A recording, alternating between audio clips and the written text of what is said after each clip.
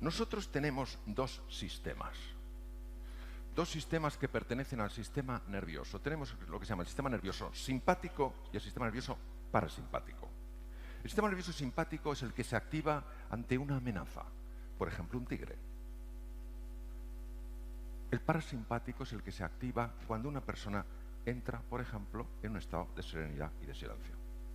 Ahora vamos a desplazarnos al tigre y vamos a entender todos juntos, reflexionando juntos, qué le pasaba a Margarita y la relación que tiene con la biología del silencio.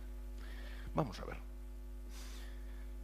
Si yo me estoy dando un paseíto por este parque maravilloso de Logroño, a una hora, bueno, tempranera, y me encuentro con un tigre, no es el momento para ponerme a reflexionar de dónde habrá salido. Se habrá escapado un zoológico. Me encuentro con un tigre que me ha visto y le gusto. A ver, vamos a pensar juntos, ¿qué tiene que hacer mi organismo para salvarme? Mi organismo tiene que ser capaz de activar aquello que energéticamente puede suponer la diferencia entre la vida y la muerte. Si vosotras fuerais el cerebro humano y tuviera que tomar una decisión de qué hacer frente al tigre y tenéis que redistribuir la sangre, sangre es energía con glucosa, oxígeno, todas estas cosas, si tenéis que redistribuirlo, ¿a dónde llevaríais la sangre? Contadme. A las piernas, claro, a las piernas. ¿Por qué? Porque ¿para qué os tengo? Para correr. Pero ¿entendéis que no correríamos como corremos habitualmente? No, correríamos más. De hecho, aumenta la potencia, puede aumentar hasta 5 veces. También puede ser que se genere, yo lo experimenté en el Amazonas con un jaguar, lo que se llama una catatonia. Te quedas paralizado. Y el jaguar te mira y dice, qué cosa más rara. Se movía y ahora está quieto. Yo tuve suerte y le engañé. Pero no porque, entenderme, no porque yo dijera, me voy a quedar quietecito, por si no me ve. Eso no engaña ni mosquito. La catatonia es un proceso muy antiguo, desde el punto de vista evolutivo, donde te quedas paralizado y claro, el propio animal, salvo que sea muy curioso, esté muy hambriento, se queda descolocado ante eso y no le gusta. Bien. Y la tercera es que tú vayas contra el animal. Me miráis como diciendo, eso no va conmigo. Sí, sí. Vamos a ver. Os voy a poner un ejemplo. Hace años en Wyoming, una señora fue con su hija a un parque natural que hay allí, muy conocido, Yellowstone, y se saltó toda la normativa del parque. En Yellowstone hay un tipo de oso que se llama el Yogi. Me ha llegado al corazón. Me ha llegado al corazón. Está Yogi, por supuesto. Está también Bubu, naturalmente, no le vamos a olvidar. Pero están también los osos grizzlies, cuyo nombre en latín es Ursus horribilis. Con eso ya te haces una idea de que no es Yogi. Bien. El oso vio a la niña, porque se habían saltado toda la normativa del parque. Y el oso, ¿qué dijo? Merienda. ¿Qué dijo la madre? No. Va a ser que no. Y la madre agarró lo que tenía, que era una rama, y fue contra el oso. Y el oso salió corriendo. Ahora vamos a ponernos en la piel del oso. Nosotros pensamos que el oso, cuando vio a la madre hacia él, dijo, ¡oh, esa madre! ¡Qué arma tan sofisticada trae! Yo me imagino al oso diciendo, ¿qué es eso que viene con la rama? Bien. Luego también está el ataque, la huida y el bloqueo. Bien. Ahora, sigamos pensando juntos. Si yo me llevo la sangre a la musculatura, ¿de dónde la tengo que robar? Porque el organismo no puede hacer así de repente, hágase sangre. No, tiene que robarlo, tiene que llevar ese líquido lleno de elementos energéticos a las células musculares. ¿De dónde roba? Por ejemplo, el corazón no puede robar del corazón. ¿Por qué? Porque el corazón puede trabajar hasta 5 veces más, ¿entendéis? Es la bomba, tampoco de los pulmones, porque los pulmones están respirando mucho para eliminar el CO2 masivo que se produce, etcétera. Bueno, yo voy a decir de dónde roba, porque esto si no lo estudias, pues es difícil saber. Primero que roba es del cerebro. Porque claro, volvemos al tigre. Ante el tigre, tú no vas a usar esas partes del cerebro dedicadas a negociar, a ser creativo, a plantearte el futuro con precisión y a ver qué aprendes de semejante experiencia única. Claro, nosotros entre las orejas, el encéfalo que tenemos, es verdad que solo pesa el 2% del cuerpo, pero se lleva el 20% a la sangre. Oh. Sobre todo esas áreas que trabajan más. Entonces, como no me interesa negociar con el tigre, como tampoco me interesa saber lo que voy a aprender, ni buscar una acción creativa, esa sangre va a la musculatura. ¿Entendemos? Bien. Pero no es bastante lo que roba del cerebro, tiene que seguir robando el encéfalo, ya veremos qué estructura, para llevarlo a la musculatura. ¿De dónde roba? Del tubo digestivo. Voy a estar corriendo yo por el parque, siendo perseguido por un tigre, y alguien me dice: ¡hay patatas a la riojana! Digo, ¡oh, momento! Esto es para pensárselo. Si hago eso, el tigre no solo me come, sino que encima me lo merezco. Bien. Luego del tubo digestivo. ¿Qué pasa en el tubo digestivo? El tubo digestivo pasan 2 fenómenos apasionantes. El primer fenómeno apasionante es que se paraliza el tubo digestivo, porque no es el momento para comer. Entonces, no sabéis la cantidad de energía que consume el tubo digestivo moviéndose. Son metros y metros. Manejan 8 litros de secreciones al día. Esto es una cantidad de energía masiva. Va a la musculatura. Y se produce otro efecto que es fascinante. Un efecto que te convierte en alguien más ligero. Y si tienes más ligereza, corres más. ¿A que sí? ¿Cómo lo hace? Produce un despeño diarreico. Y si tienes suerte, se resbala el tigre. Valor añadido. Bien. Claro, entonces, ¿qué le pasaba a Margarita? ¿Qué le pasaba a Margarita? A Margarita lo que le pasaba era que la mente humana es capaz, a través del cerebro, de generar una sensación de amenaza emocional que sobre el cuerpo actúa de la misma manera que si hubiera un tigre, con menos intensidad, pero exactamente el mismo mecanismo, las mismas hormonas. ¿Qué ocurría con Margarita? Con Margarita lo que ocurría es que el estómago estaba paralizado. Cuando Margarita comía, la comida no avanzaba a suficiente velocidad y se pudría. Cuando la comida se pudre, fermenta. Cuando fermenta, produce gas, y el gas hincha las paredes del estómago. No hay ninguna medicación que pueda contrarrestar eso. El problema no era la acidez, el problema era la distensión. En el momento en que veremos cómo actuó sobre ella, en que Margarita redujo la sensación de amenaza, su estómago se normalizó. Esto explica también, por ejemplo, muchos problemas en la reproducción, porque claro, si a mí un tigre me persigue y pienso en la reproducción, soy en exceso optimista. Luego también roba de los órganos sexuales. Aunque una vez, recuerdo, me pasó algo curioso. Estábamos así, como estáis en la primera fila, muy cerquita de donde estoy yo, y había un señor que todo el rato me miraba raro.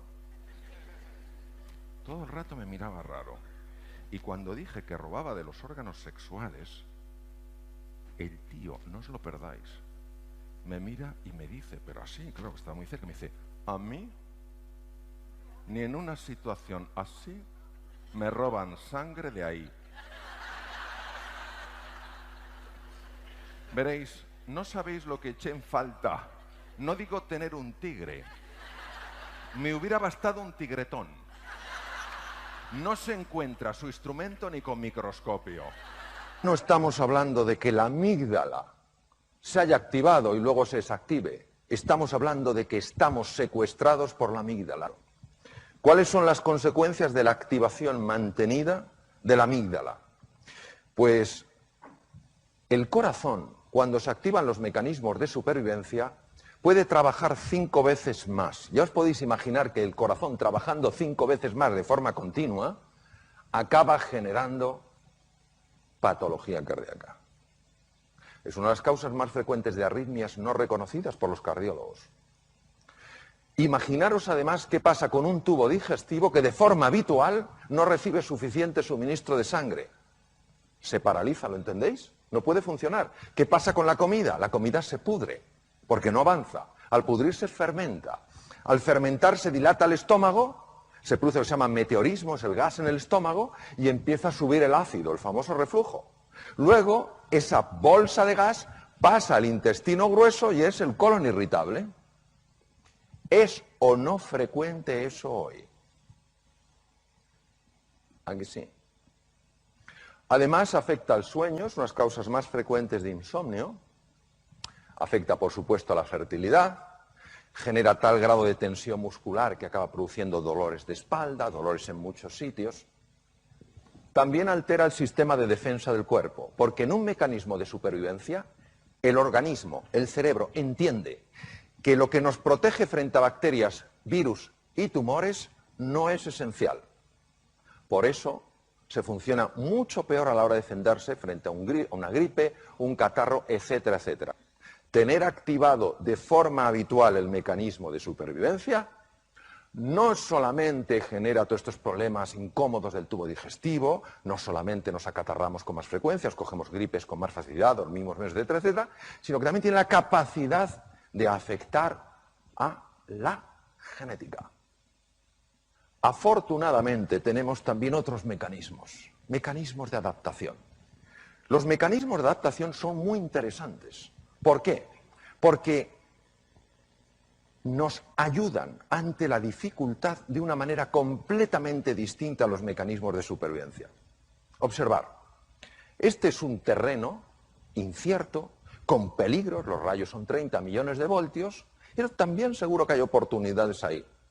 En ese momento, cuando no es la amenaza, sino peligro más oportunidad, lo lógico, lo coherente es que el cerebro active no mecanismos de supervivencia, sino mecanismos de adaptación. Si en medio del desierto aparece un coyote, sí se activará el mecanismo de supervivencia, pero mientras tanto es el mecanismo de adaptación. ¿Por qué el mecanismo de adaptación?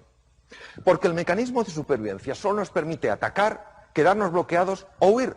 Y ya os podéis imaginar que para explorar un territorio nuevo, atacar, quedarse bloqueado o huir es una pobre opción. Son los mecanismos naturales del ser humano. Nosotros hemos progresado a lo largo de la evolución desde hace 2,5 millones de años porque los mecanismos que hemos puesto en marcha fundamentalmente son de adaptación. Solo ante la presencia de un tigre de dientes de sable o un mamut o un mastodonte hemos puesto mecanismos de supervivencia. ¿Por qué son tan interesantes los mecanismos de adaptación? Por lo siguiente. Cuando el cerebro pone en marcha ese mecanismo, a diferencia de cuando pone en marcha el de supervivencia, la sangre no va a la amígdala, sino que va a la zona prefrontal, la zona clave para prestar atención, para ver las cosas con perspectiva, para tomar decisiones y para aprender.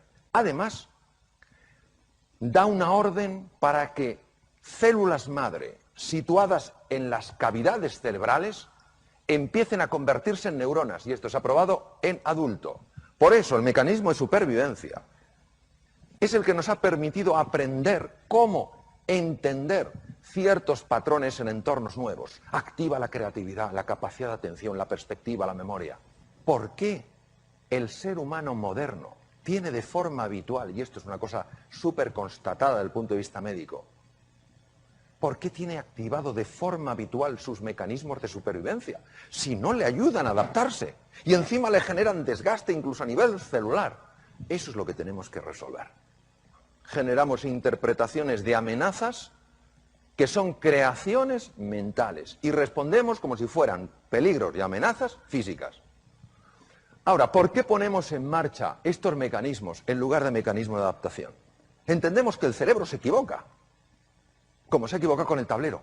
¿Pero qué hace que se equivoque? ¿Cuál es la causa? La clave es múltiple. Vamos a analizar los elementos más importantes. El primero es el manejo de la atención. ¿Dónde pongo yo mi atención? ¿Dónde me estoy enfocando? ¿Por qué? porque donde llevéis vuestra atención será siempre más real para vosotros. Muy importante, la atención es selectiva. Vemos donde miramos. La realidad es muy amplia, pero si solo estamos mirando a un sitio no veremos lo otro. Mucho cuidado con la toxicidad ambiental. Hay personas que son extraordinarias y a su vez son como agujeros negros. Te chupan la energía. Ves a otra persona igual y dice, ¿tú también has estado con él? Sí. Una cosa es la persona que está pasando por un mal momento o por muchos malos momentos y otra la persona que es fundamentalmente negativa. ¿Entendéis la diferencia, verdad? Mi consejo es distancia, porque os afectará sin que os deis cuenta por vía inconsciente. No penséis que vale decir, no, yo sé perfectamente lo que de esta persona me voy a quedar o no voy a quedar. No es así. Por vía inconsciente está entrando y está afectando a cómo percibo el mundo. Luego, ser vosotros y vosotras los dueños de vuestra atención. Poner vuestra atención donde entendáis que sea inteligente y apartaros de cualquier sitio que por llevaros a ese entorno pone en marcha automáticamente mecanismos de supervivencia. Segundo,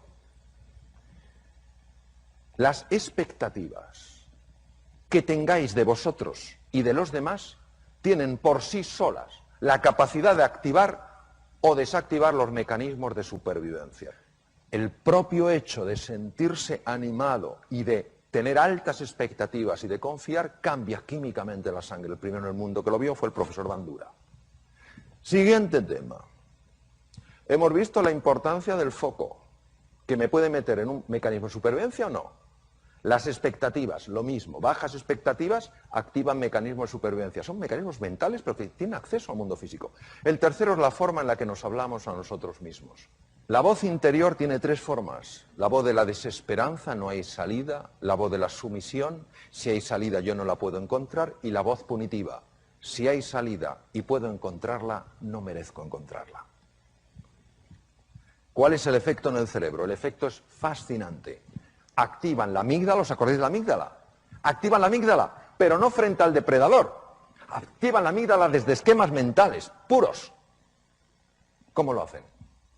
Desde la parte situada encima del ojo derecho, ahí empiezo yo a tener la conversación negativa. Yo no puedo, no me lo merezco, soy incapaz, nunca llegaré, pum pum. Y enseguida esa idea, ese pensamiento sostenido se convierte en sentimiento porque el cíngulo anterior, que es esto, lo transmuta de un pensamiento en un sentimiento. Inmediatamente se activa la amígdala. La amígdala activa el hipotálamo en la profundidad del cerebro y el hipotálamo pone en marcha el mecanismo de supervivencia a través de las glándulas suprarrenales encima de los riñones, que inundan la sangre de adrenalina, noradrenalina y sobre todo de cortisol, que es la hormona reina en lo que es el mecanismo de supervivencia. Claro, todo eso hace que mi cerebro entre en un mecanismo de ataque, huida o bloqueo, que no me sirve para adaptarme en un mundo que está exigiendo de mí claridad mental y capacidad de aprender. Por eso, mucho cuidado con la forma en la que nos hablamos a nosotros mismos. Mucho cuidado en alimentar voces negativas en los demás, porque tienen un extraordinario poder para cambiarnos físicamente. Siguiente tema. La gestión del error. ¿Cómo nos vamos a tratar a nosotros ante el error? ¿Cómo vamos a tratar a nuestra gente ante el error lógico del aprendizaje? Porque si nos tratamos duramente activaríamos mecanismos de supervivencia. Si entendemos que es parte del proceso y que necesitamos aprender un camino nuevo para progresar, no activaremos los mecanismos de supervivencia. Ojo, porque somos muy duros con nosotros mismos. Y las heridas que nos hacemos en el corazón y las heridas que facilitamos que a veces otros se hagan, cuesta mucho esfuerzo y mucho trabajo reparar. Hace falta mucho tiempo, mucho compromiso para curar, para sanar heridas en el mundo emocional. Entonces, seamos cuidadosos, gentiles, amables en la forma de hablarnos a nosotros mismos y a los demás. ¿Y qué cosas decía Albert Einstein? la fuerza de la voluntad, la fuerza del compromiso. Es más fácil estar abajo, es más arriesgado subir, pero desde arriba se ve otra perspectiva y se alcanza con la fuerza del corazón, porque lo que el corazón quiere sentir, la mente se lo muestra. La gente sencilla nos puede enseñar grandes cosas. ¿Cuántas veces nos levantamos por la mañana, o me levanto por la mañana, para no generalizar, digo, no sé qué, el agua cuánto tarda en salir caliente, hará frío, no sé qué desastre, está lloviendo? Los guerreros Kun en el Kalahari, norte de Sudáfrica, uno de los territorios más duros del mundo, han convertido los esques, las excusas, en los haykes, las acciones, y en los tenemos que, la responsabilidad. Qué ejemplo para nosotros de lo que es la heroicidad en el día a día.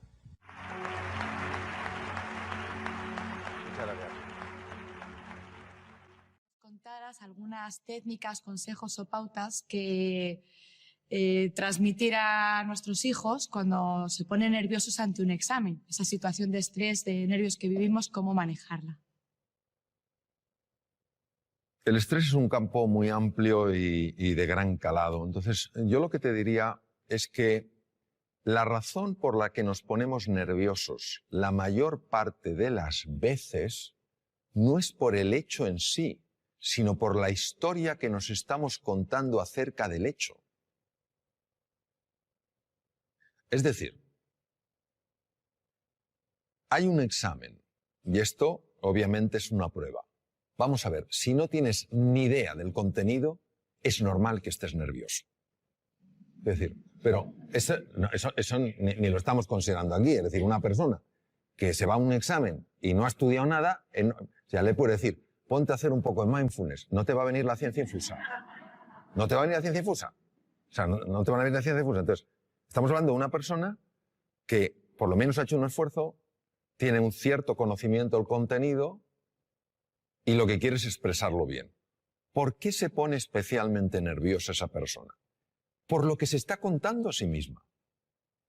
Hay un diálogo interno que es absoluto ruido mental que está diciendo, anda que si sale la pregunta que no te sabes, anda que si no lo escribe bien. Es un discurso que ha sido fotografiado con técnicas de resonancia funcional magnética en cuanto a activación de centros cerebrales, ¿no?, que corresponden a ese discurso, ¿no?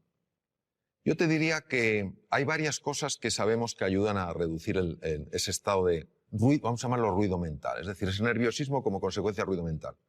En primer lugar es hacer ejercicio físico. El ejercicio físico por sí solo tiene la capacidad de reducir el ruido mental. El ejercicio físico no implica apuntarse a un gimnasio, sino moverse más. En segundo lugar, poderlo hablar con alguien de confianza, poder hablar el sentir, poder contar el sentir. Y a veces, si no tienes a nadie, escribe lo que te preocupa, pero en un papel tan pequeño que casi no lo puedas ver. Porque el cerebro está interpretando que si puedes poner el problema en un tamaño tan pequeño es que el problema no es tan grande. ¿Vale?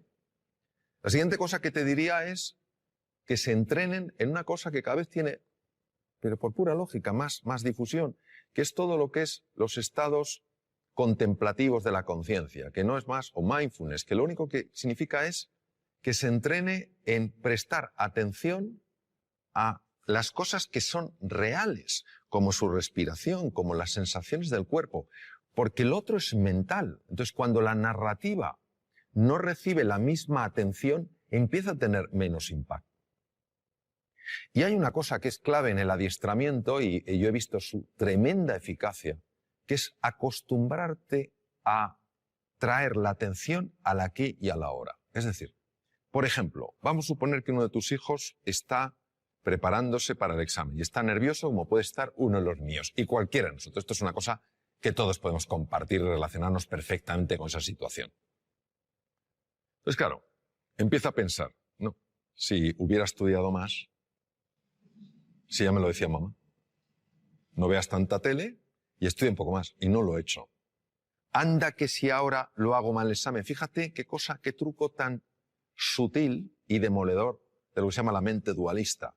Te está llevando para atrás a lamentarte y te está llevando al futuro a preocuparte. Te priva de fuerza en el presente.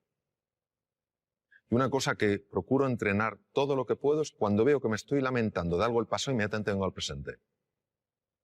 porque caemos en la tentación de pensar que cuando miro atrás para lamentarme de algo no lo volveré a repetir. Es mentira. Es un truco para que te sientas fatal. Eso es como cuando uno ha decidido reducir su ingesta, lo que come, y llega el momento del postre. Y se acerca el camarero y te dice, por cierto, la especialidad aquí son los postres. Y entonces tímidamente preguntas, ¿no tendrá algo de chocolate? Y dice, señor, la mejor tarta de chocolate del mundo. Entonces es como un deseo irrefrenable de comerte esa tarta de chocolate. Entonces te la comes y cuando te la has comido empiezas a sentirte culpable. No me la tengo comido. Es la misma mente jugando de tal manera que te tenga siempre atrapado. Primero, hace que esa tarta de chocolate sea absolutamente tentadora. Y lo segundo, hace que te sientas culpable. Yo me pregunto, ¿hay alguien que por sentirse culpable ha cambiado alguna conducta? No. Llega la próxima tarta de chocolate y vuelves a caer. Entonces, lo que te quiero decir, cuando se habla tanto del aquí y el ahora, parece que tiene una connotación metafísica o filosófica. No es así, es tremendamente práctica. Cuando tú estás aquí y ahora, la mente no tiene la capacidad de meter tanto ruido. Lo que genera nervios es la mente. Pongamos el ejemplo de un opositor. Este sí que es un examen donde una persona se juega 3, 4, 5 años de estudio, 13 horas diarias, saliendo como mucho un día o medio día a la semana, y hipotecando toda su vida profesional a ese examen. 300 temas. Se lo sabe. Llega, le dan al bombo, tema 120, y se queda en blanco. Se retira, se levanta la silla, se va y justo le sale el tema 120. ¿Se lo sabía? Sí. ¿Por qué no ha salido? Porque la narrativa ha empezado a decirle, nunca serás notario. Ese es el problema. Es un entrenamiento. Porque hay que ir en contra de un condicionamiento mental previo. El tema es, ¿cuánto nos va a costar? Yo no creo que esa es la pregunta. La pregunta es hasta dónde nos puede llevar. Hola Mario, soy María. ¿Nos podrías contar qué es el mindfulness y cómo funciona? ¿Y qué evidencias científicas tiene? Sí, claro que sí, María. Lo que pasa es que lo voy a contar de una manera muy visual, porque yo creo que lo vamos a ver mejor. Vamos a suponer que tú y yo estamos dando un paseo, entramos en un parque y vemos un lago, no muy grande, pero un lago. Entonces nos asomamos a ver qué hay en el fondo del lago y si el lago es profundo o no lo es. Pero no podemos ver el fondo. ¿Por qué no lo vemos, María? Porque está el agua turbia. Muy bien. Una de ellas es que el agua esté turbia. Si el agua está turbia, no podemos ver el fondo. Y si el agua no estuviera turbia, sino que fuera absolutamente cristalina, ¿por qué no vemos el fondo? Pues a lo mejor no vemos porque ese agua está agitada. Vamos a suponer que conseguimos que ese agua se serene, que ese agua se tranquilice. Entonces podemos ver el fondo, que puede tener una gran profundidad, ¿verdad? ¿Y qué hay en el fondo? En el fondo puede haber grandes tesoros, ¿no? Me permito recordar que algunos de los mejores tratamientos oncológicos que hay en la actualidad se han obtenido de esponjas marinas. Hay grandes tesoros, grandes oportunidades, y también podemos ver cosas pues que no tendrían que estar ahí. Plásticos, basura en el fondo del mar que está haciendo daño a la naturaleza, ¿correcto? Eso es lo que hace el mindfulness.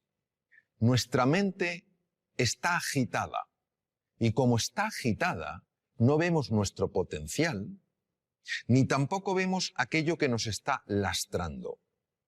Cuando conseguimos que ese agua, esa mente se serene, empezamos a ver cosas en nosotros y a experimentar sensaciones y a experimentar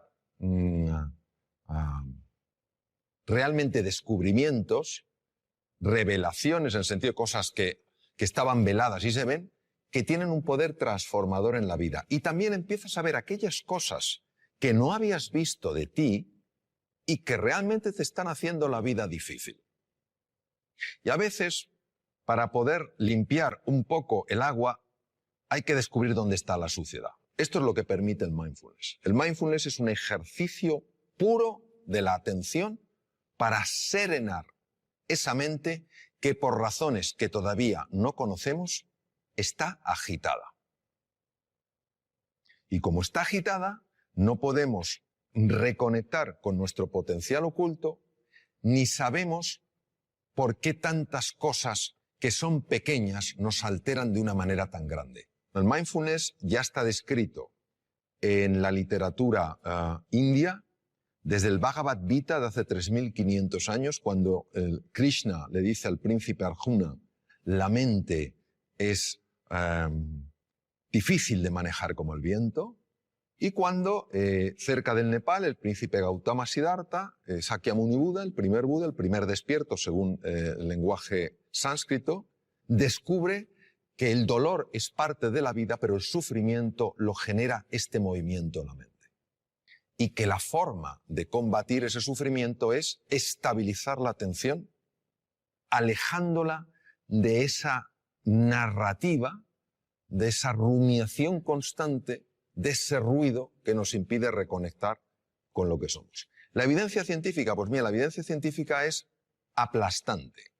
Aplastante tanto en la neurociencia contemplativa, que es la que se dedica a estudiar el efecto en el cerebro de los estados meditativos, como en la fisiología cardíaca, en la endocrinología, en la neurología. Es que, fíjate, detrás de muchísimas enfermedades, por no decir de todas, hay un factor que puede pesar más o menos y que es la ansiedad. La ansiedad es generada por el ruido mental. La Universidad de Harvard es pionera en el mundo estudiando esto. Entre el 60 y el 90% de las consultas a médicos generales tienen como uno de los factores clave emociones perturbadoras. Vivir en la ansiedad, vivir en la desesperanza, todas estas cosas. Entonces, eso es lo que hace el mindfulness. A nivel de cerebro, pues por ejemplo, a nivel de cerebro unas cosas que hace es reducir el volumen de la amígdala. La amígdala, que no son estas, están en el cerebro. La amígdala es un núcleo que contiene grupos de neuronas muy relacionadas con el miedo y con la ira. Se ha podido observar con resonancia funcional magnética, que es una técnica de imagen para ver las partes más activas, una reducción en el volumen de la amígdala. Es decir, una persona que practica este ejercicio de atención plena es menos propensa a vivir en miedo y en ira. Imaginemos lo que es esto para la humanidad. En segundo lugar, se ha visto un aumento del tamaño de la corteza prefrontal del lado izquierdo, que es muy importante, por ejemplo, porque tiene un enorme impacto en el sistema de defensa del cuerpo, el sistema inmune. Otra cosa que se ha visto es que un sistema que se llama sistema red neuronal por defecto, que es la que hace que estemos distraídos, empieza a amortiguarse y otra red, que se llama red ejecutiva central, es mucho más activa, es decir, favorece que te des más cuenta de lo que pasa. Esto es importante, por ejemplo, para reducir la incidencia de accidentes. Se ha observado, por ejemplo, cambios en el sistema de defensa, en el sistema inmune. Gente que ha practicado mindfulness sin tener experiencia previa en absoluto, durante 5 días a la semana, a lo largo de 2 meses, 20 minutos cada día, han tenido aumentos entre el 12 y el 20% del sistema inmune. Alguien dirá, eso no es mucho. Que te suban el sueldo un 12 o un 20%. Mirad lo contento que te pones. Claro, una subida de un 12%, un 20% del sistema inmune es que no te cojas una gripe, o no te cojas un catarro, o si estás lidiando con un tumor, que tu cuerpo sea mucho más agresivo. Mejoras en el tubo digestivo. Te voy a contar una cosa que es alucinante. A mí me lo parece. El tubo digestivo controla el 80% del sistema de defensa del cuerpo. Está ahí. El tubo digestivo constituye otro cerebro, complejísimo, con 500 millones de neuronas. Cuando una persona está súper-tensa, cuando una persona está llena de ansiedad, empieza a producirse el paso de sustancias feas, quiero decir, nocivas, desde la luz del intestino delgado y a veces del colon, a la sangre. Y pueden dar lugar a procesos inflamatorios generalizados que ya se están empezando a relacionar como uno de los factores, uno solo, que podría tener su conexión con el Alzheimer, por ejemplo. hace más difícil el control de la glucosa.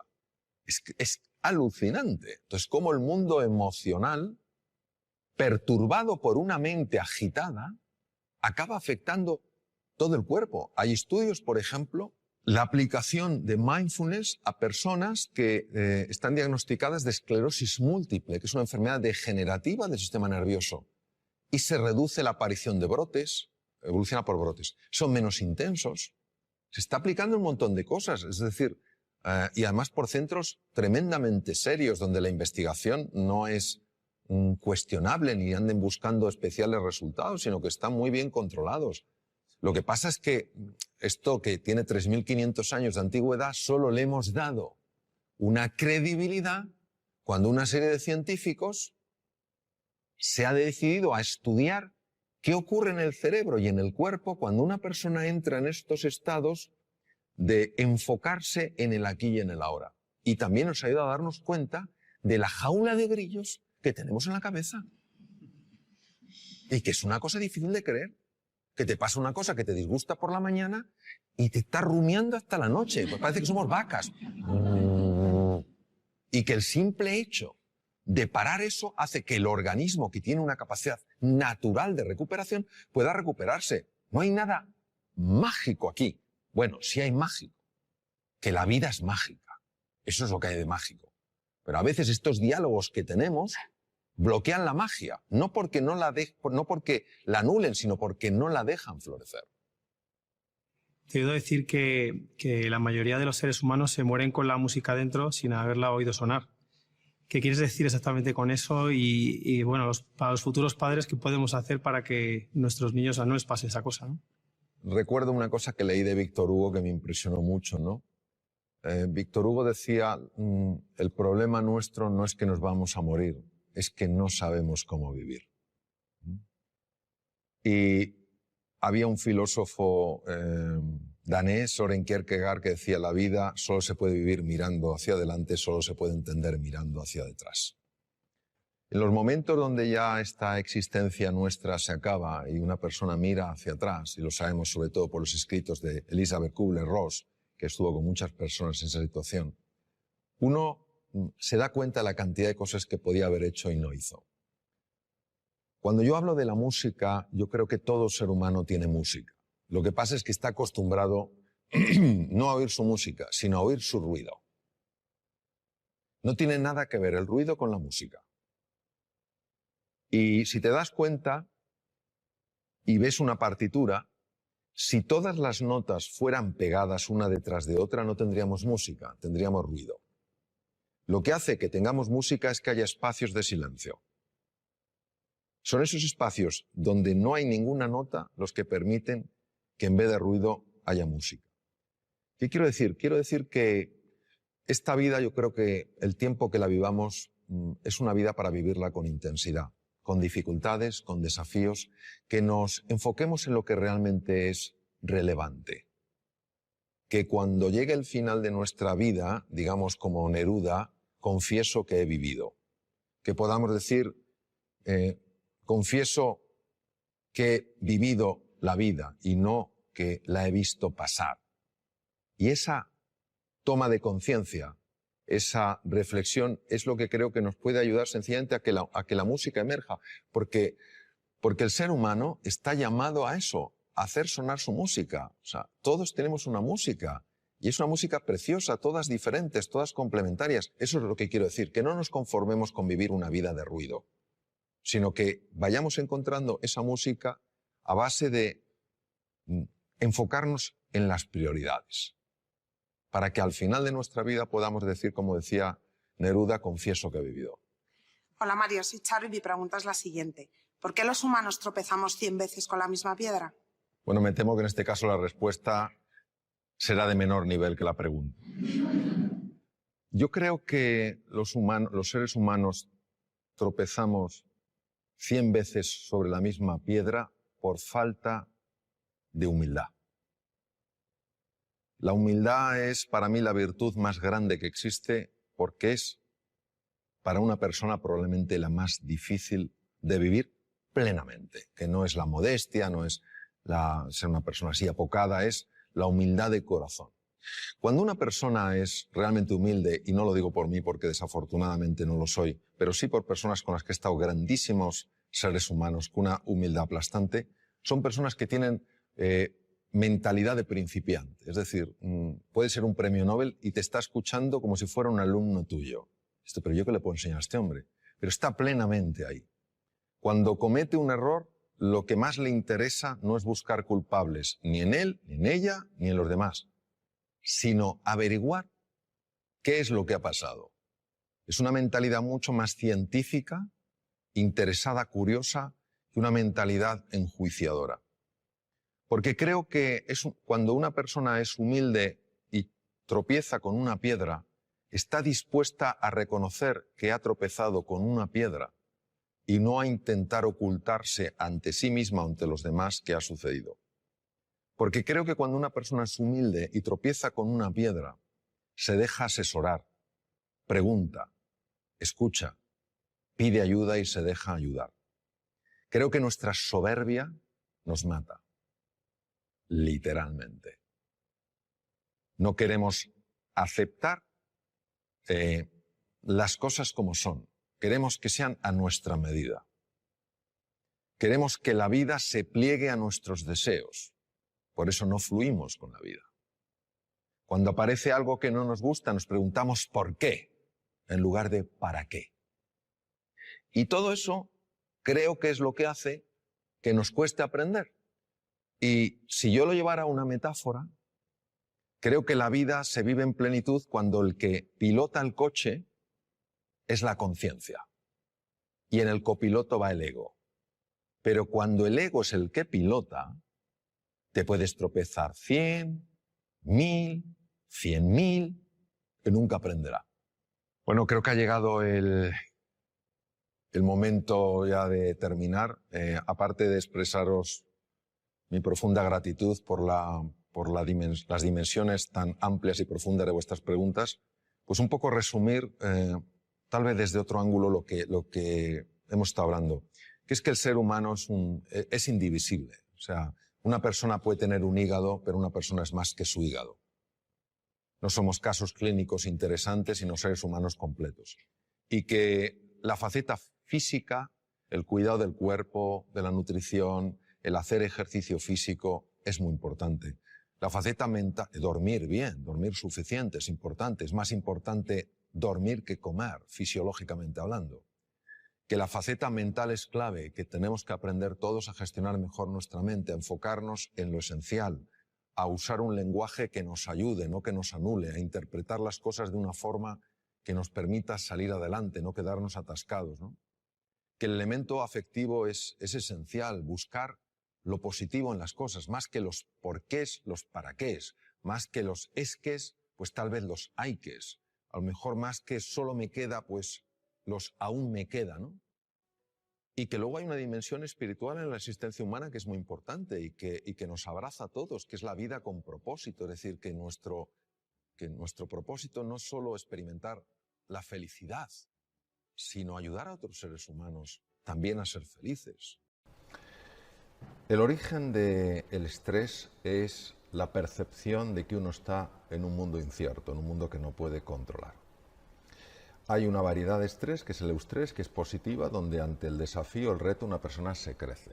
Su agudeza mental se dispara, su capacidad de aprender mejora, su concentración también mejora y toma decisiones más acertadas y que le llevan a resultados más deseables. Pero hay otra parte que es el distrés. El distrés es la parte negativa del estrés cuando una persona se siente superada por las circunstancias, se siente pequeña, insignificante frente al reto. ¿Qué podemos hacer las personas para no tener que experimentar el sufrimiento que procede del distrés? Pues fundamentalmente recuperar el valor de la persona.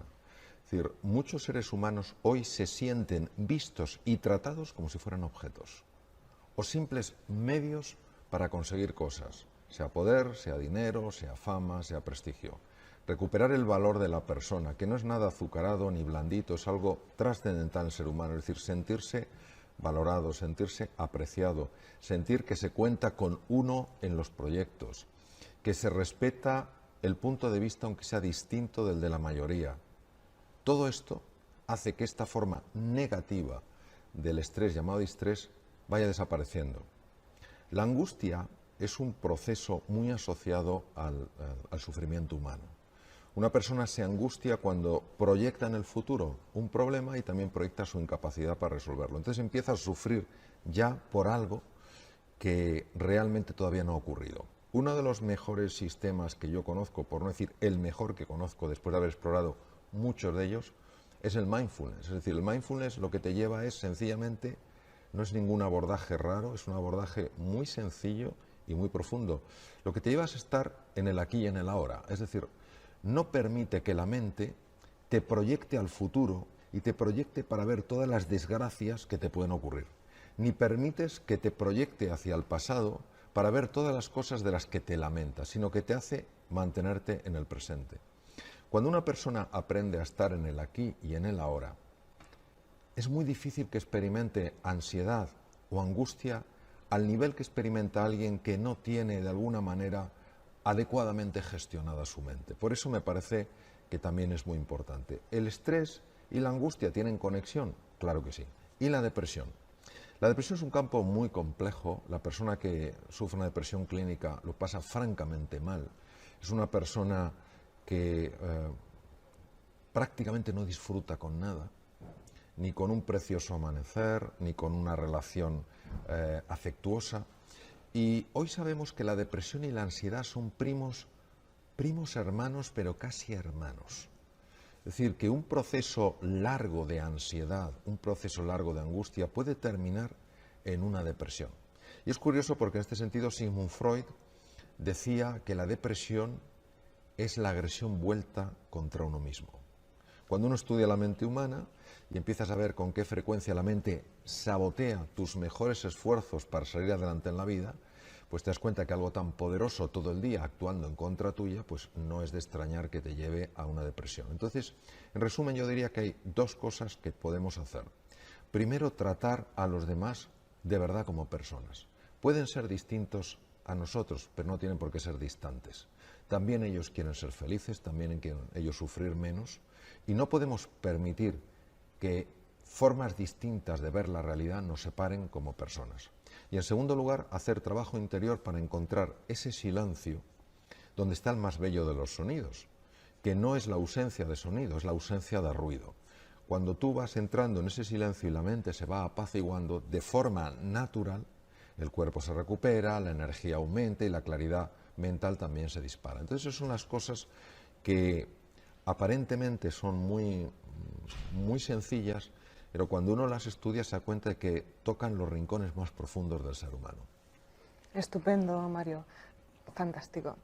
Y cuando una persona recupera esa claridad, cuando recupera todo esto de lo que estamos hablando, ¿cómo puede influir eso en su puesto de trabajo? Estamos hablando también de trabajo.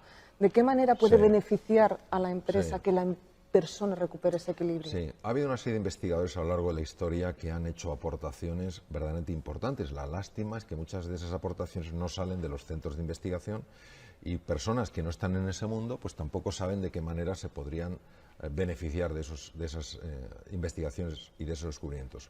Uno de estos descubrimientos fue de los profesores Yorkis y Dodson de la Universidad de Harvard, que descubrieron la relación que había entre la eficiencia de una persona, imaginemos la eficiencia de una persona en su puesto de trabajo, y el nivel de tensión interna que esa persona estaba experimentando. Y se dieron cuenta que que todos necesitamos un nivel de tensión para ser eficientes, necesitamos trabajar un poquito contrarreloj algunas veces, pero cuando esa tensión interior supera un nivel, todo lo que es la eficiencia cae radicalmente. Es decir, la capacidad de esa persona para negociar bien, para tomar buenas decisiones, para aprender cosas nuevas, para buscar nuevos caminos, se reduce significativamente. En la época de George Casey Dodson se desconocía por qué pasaba esto. Es decir, se sabía, ellos habían estudiado y habían visto efectivamente que una persona con una gran tensión interior, porque tiene un gran nivel de distrés, porque tiene un gran nivel de angustia, un gran nivel de ansiedad, su performance laboral, personal, era mucho menor. Hoy, con las técnicas modernas de neuroimagen y que se pueden inducir estados de ansiedad y angustia en voluntarios, se sabe lo que pasa en el cerebro. Y lo que pasa en el cerebro es que cuando una persona está sometida a mucha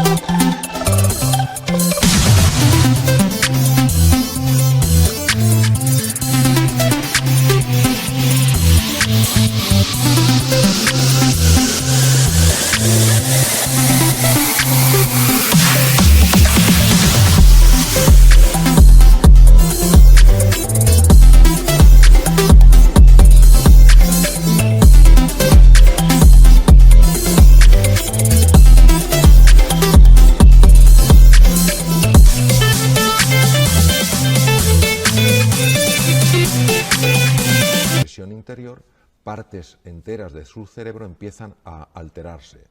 Partes que son muy importantes a la hora de tomar buenas decisiones, a la hora de pensar con claridad, a la hora de mirar las cosas de una forma sosegada, de una forma serena. Y claro, por eso se comprende que una persona emocionalmente bloqueada es una persona psicológicamente anulada.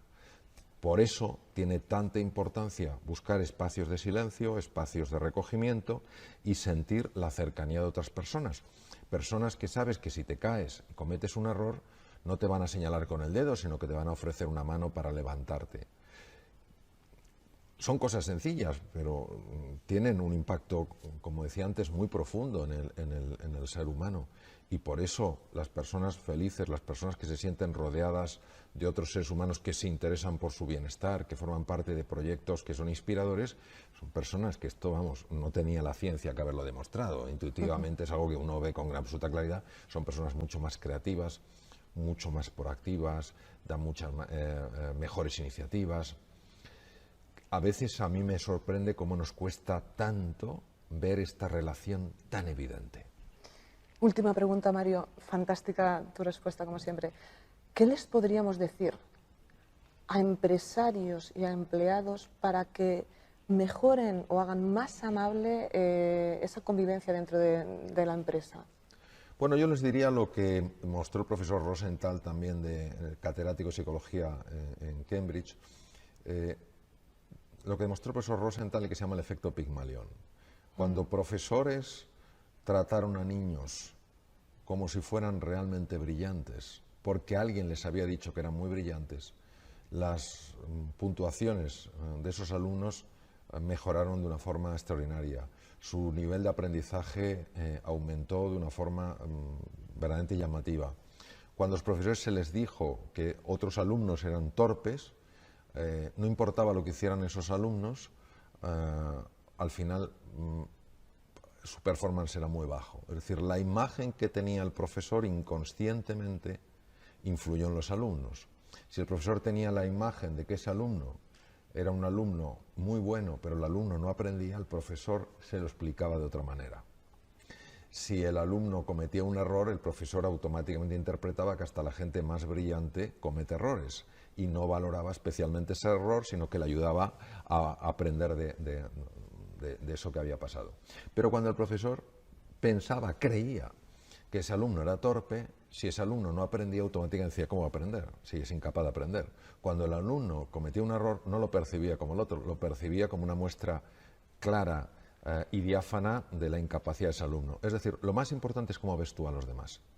Cuando una persona se ve vista como alguien que tiene un extraordinario potencial, de forma natural empieza a expresarlo. Jean-Paul Sartre, el filósofo existencialista francés y premio Nobel, dijo, yo soy como tú me miras. Yo creo que somos espejos frente a espejos. Y cuando tú tienes personas a tu alrededor, independientemente de su formación, pero tú entrenas esa mirada para buscar la grandeza en esas personas, algo en esas personas lo nota y empieza a responder. Y esto es lo que necesitamos, no quedarnos con el envoltorio, no quedarnos con la apariencia, no quedarnos con el simple performance, sino fijarnos en el potencial.